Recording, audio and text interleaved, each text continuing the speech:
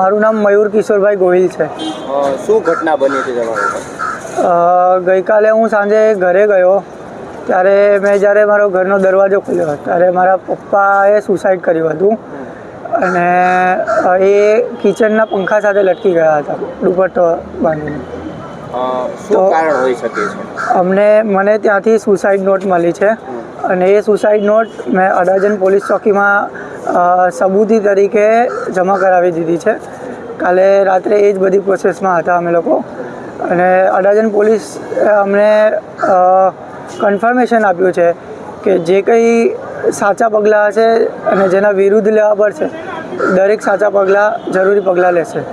Suicide નોટમાં તમારા શું લખીને ગયા છે? એ સુસાઇડ નોટ મેં પોલીસને આપી દીધી છે તો એમને આશ્વાસન આપ્યું છે કે એ સુસાઇડ નોટ પ્રમાણે બધા પગલાં રહેશે। કોના પર આરોપ કર્યો છે સુસાઇડ નોટ?